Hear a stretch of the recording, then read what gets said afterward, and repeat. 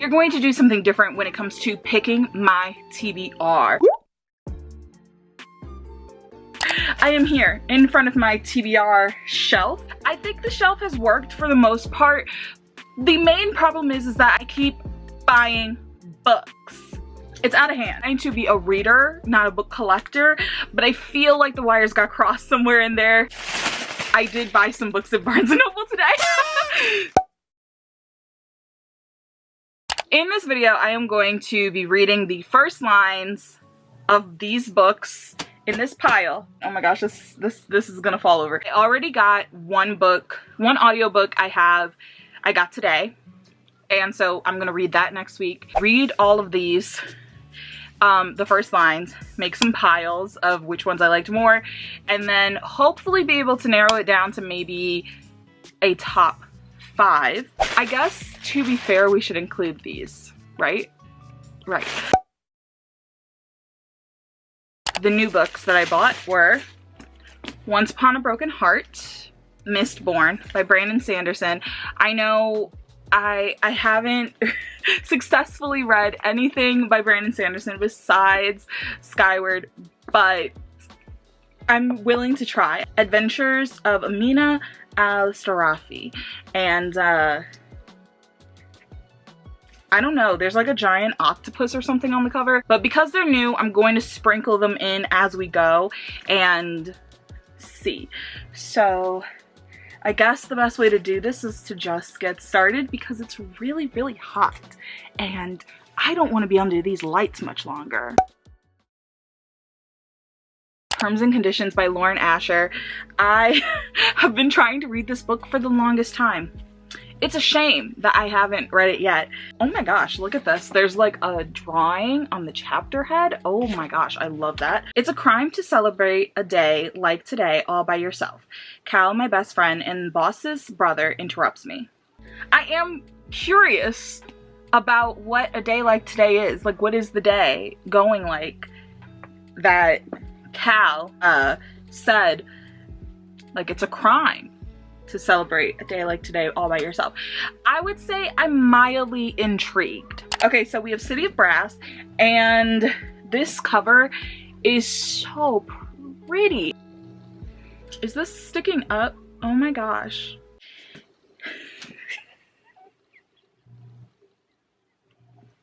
It says, he was an easy mark. That's literally the first line. I'm not kidding. I am not kidding. That is the first line. And then it goes down to the, should I just read the next line just to, but I feel like that goes against the rules. But it's literally only like, there's nothing else there. He was an easy mark. Nari smiled behind her veil, watching the two men bicker as they approached her stall. See, that didn't really even give me much more. I think I'm gonna put this in the pile of maybe next time. This one, We Have Babel, whatever the fuck. This piece of literature right here. Okay, how many times have I tried to start this? I already picked my tabs and everything right here. So, you know, this book is just fiending for me to start it. By the time Professor Richard Lavelle found his way through Canton's narrow alleys to the faded address in his diary, the boy was the only one in the house left alive. Interesting. So some people are dead. I'm not gonna lie, that has my interest. One in each pile. I mean, for me, the way I'm looking at it, it's like most intrigued, kind of intrigued, least. Next, we have Alone with You in the Ether. I have mentioned this book before in a vlog and said that it called me stupid, but you know, we can try again. The day before was nothing special. It was special only because of how unspecial it was, or perhaps by how unspecial it would very soon become. Addicted to You by Krista and Becca Ritchie. This has been around the block and then some. I wake up, my shirt crumbled on a fuzzy carpet. Take a peek at this one, The Adventures of Amina Al-Sarafi. Let's see. Let's see what she gives. She might have a very quick turnaround of me reading her after getting her. So, God is my witness, none of this would have ever happened if it were not for those two fools back at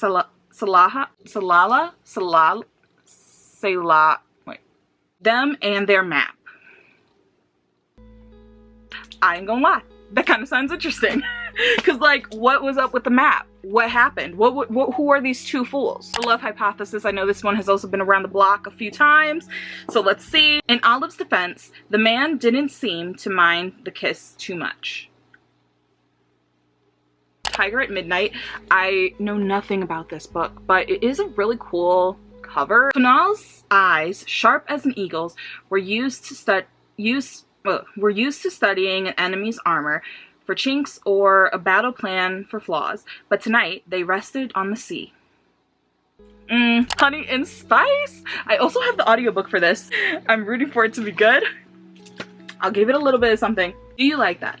I shifted on the bed as the 50 thread count sheet scratched against my calves. I feel like we're also catching someone in the middle of something. I'll put it in the middle, just because I am rooting for this book, so I'll put it in the middle if we need something else to grab from. Funny you should ask.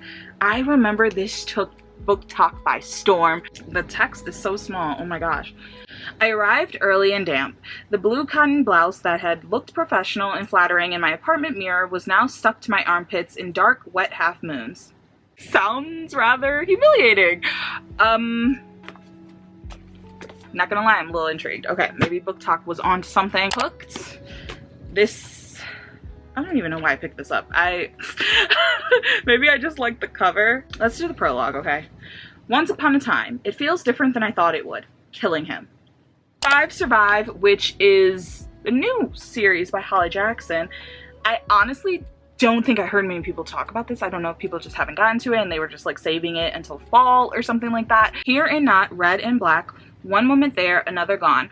Her face in the glass, disappearing in the light of oncoming headlights, reappearing in the dark of outside. Okay, that was just confusing. I know they're trying to do something there, but that was just a little confusing. Mistborn. Let's see what this one's giving. Ash fell from the sky. Lord Trusting frowned, glancing up at the ruddy midday sky as his servants scuttled forward, opening a parasol over Trusting and his distinguished guests. Good girl, bad blood. It was still there every time she opened the front door. It wasn't real, she knew that. Just her mind filling in the absence, bridging the gap. She heard it, dog claws skittering, rushing to welcome her home. But it wasn't. It couldn't be. It was just a memory, the ghost of the sound that had always been there. Oh, ran through the streets, okay? I'm telling you. The BookTok streets were obsessed with this for some reason.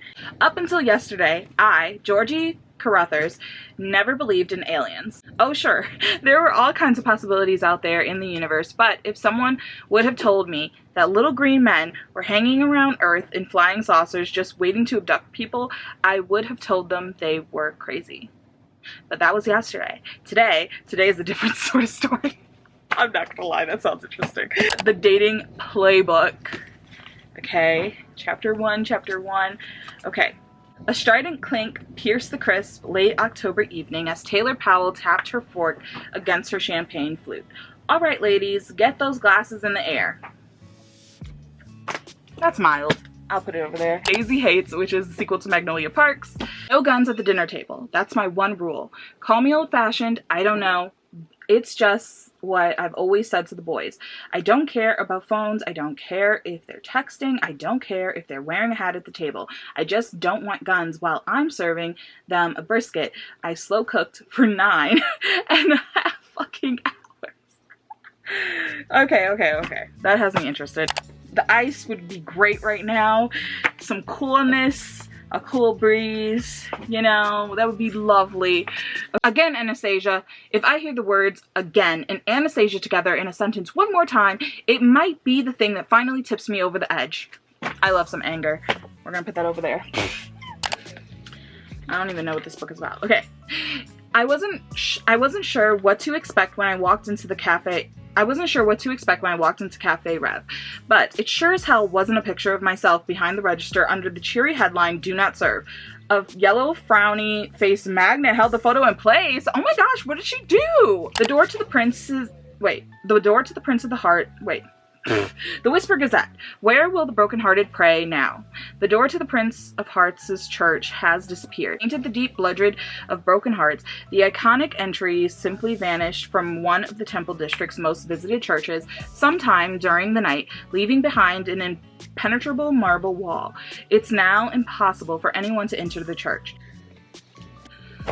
Not gonna lie. Last book that I have over here for us today, so that we can get this a move on, is The Davenports, which obviously, you know, I do love some historical fiction, especially if there's some romance, and I'm pretty sure this is going to have some romance. I saw that someone said that it was like kind of like a Gossip Girl, not per se like Gossip Girl, but just like high society and kind of like gossiping and just like, you know, that part of high society. So let's see.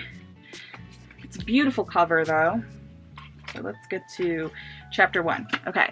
Olivia Elise Davenport pulled a bolt of vibrant yellow silk from the display and held it to her dark complexion. She was drawn to the bright fabric nearly hidden behind the muted pastels, a shock of sunshine peeking through the clouds, and wondered if it was too bright for so early in the season. In her free hand, she held a sample of beaded lace and tried to imagine the sound it would make whispering around her ankles while she danced. There will be a lot of dancing, she thought. I do love, like, that.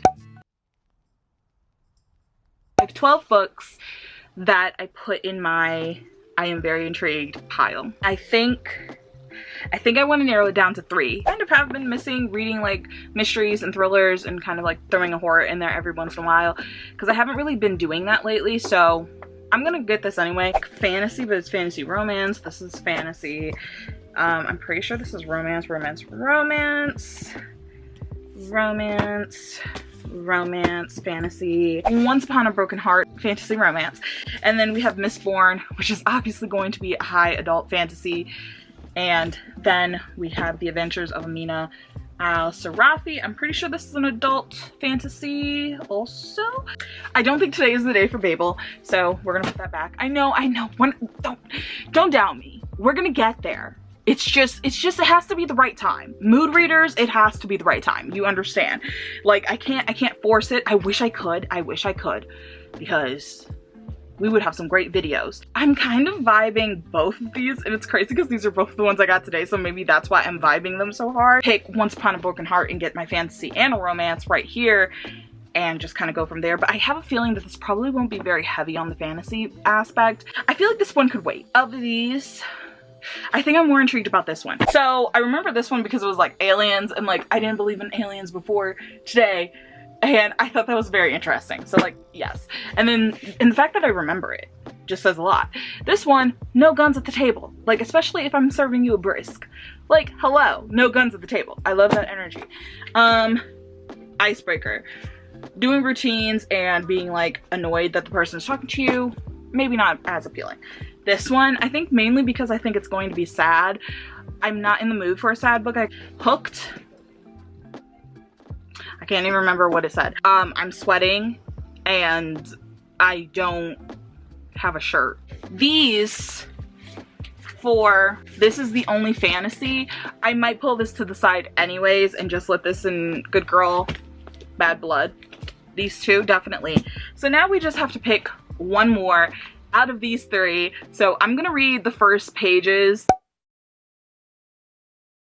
I arrived early and damp. The blue cotton blouse that had looked professional and flattering in my apartment mirror now stuck to my armpits in dark, wet half moons. Lifting my arms, I blasted the AC in my car, hoping both to dry my shirt and shock the nervousness out of my system. I'd interviewed celebrities before. I'd even interviewed supernaturally beautiful celebrities before. This was different. Gabe Parker wasn't just any celebrity. He was my #1, heart-fluttering, palm-sweating, thigh-clenching celebrity crush. I'd entertained multiple extensive, detailed fantasies about him. I'd done numerous searches for paparazzi pictures of him. Until this morning, a shirtless photo of him had been in the lock screen on my phone. I had zero chill when it came to Gabe Parker. If Jeremy and I were still dating, there'd be a major possibility he would have tried to veto this interview. He knew how I felt about Gabe. When he insisted on us declaring our free pass celebrities, I'd chosen Gabe. Jeremy had pouted. It was ridiculous, of course. Gabe would probably be charming and kind and amenable. It wouldn't be because he liked me, or thought I was interesting, or because we had any sort of deep emotional connection. It would be because it was his job to charm me, and it was my job to be charmed. I mean, I just got through reading Magnolia Parks. Do I really want to do this again? This is not... No guns at the dinner table. That's my one rule. Call me old-fashioned. I don't know. It's just what I've always said to the boys. I don't care about phones. I don't care if they're texting. I don't care if they're wearing a hat at the table. I just don't want guns while I'm serving them brisk. I slow cooked for 9.5 fucking hours. Julian makes us say grace, as though the Lord is listening to him and like he'd actually bless us. And then comes the silence of eating that makes the cook happy. The volume starts to rise again after a couple of minutes. They're total animals when it comes to food. These lost boys of mine. I call them that because that's what they are. You can't really be around my brother for too long without meandering off the garden path, and all of these boys have well and truly strayed. None of these boys are boys, by the way. Not in age, not in attitude. Each of them has their own unique set of pros and cons, red flags, warrants, and no-fly statuses, and together they comprise the inner sanctum of my brother's outfit. Up until yesterday, I, Georgie Carruthers, never believed in aliens. Oh, sure, there were all kinds of possibilities out there in the universe, but if someone would have told me that little green men were hanging around Earth in flying saucers just waiting to abduct people, I would have told them they were crazy. But that was yesterday. Today? Today's a very different sort of story. I suppose it all started last night. It was pretty ordinary overall. I came home after a long day of working at the drive-through teller window at the bank, nuked a lean cuisine, ate it while watching TV, and dozed off on the couch before stumbling to bed. Not exactly the life of the party, but hey, it was a Tuesday, and Tuesdays were all work, no play. I went to sleep, and from there, shit got weird. My dreams were messed up. Not the usual losing teeth or naked in front of the class dreams. These were far more sinister. Dreams of loss and abandonment. Dreams of pain and cold white rooms. Dreams of walking in a tunnel and seeing an oncoming train. In that dream, I tried to lift my hand to shield me from the light, except when I went to raise my hand, I couldn't. That had woken me up from my slumber. I squinted into the tiny light. Someone was shining in my eyes. Someone was shining something in my eyes? I blinked, trying to focus, and realized that I wasn't dreaming at all. I wasn't home, either. I was somewhere new. Like, what? Okay, maybe I get it. Maybe I get it. Can I pick both? I make my own rules, so I guess I can. I'm not even saying that I'll probably even get to one of these or both of these or whatever, but they both sound very intriguing for different reasons. This just sounds OC as fuck. Like a crack fan fiction that you're just like, what is this? Like, it's a new kink that you have never heard before, didn't even know existed, and you're just kind of like, okay, I'll see what's happening because it has two of my faves from this piece of media that I love, and so now I'm going down a rabbit hole and I'm reading every single fic that is on AL3 and fanfiction.nut, and this just happened to be the next one that had like the most amount of hits or favorites or bookmarks or whatever the hell you do your search criteria by. I think every girl's fantasy. Like, you know, you have your crush and your celebrity crush. Like, I thought of like 5 or 6 or 7 guys when she was describing, like, you know, he's there to charm and I'm here to charm, and he's like my past, like if I had a chance. I thought of quite a few people. It's relatable and it's easy to like kind of do the whole self-insert. Like, this could easily be me if I was into journalism and I had like a celebrity that is just like that celebrity, you know?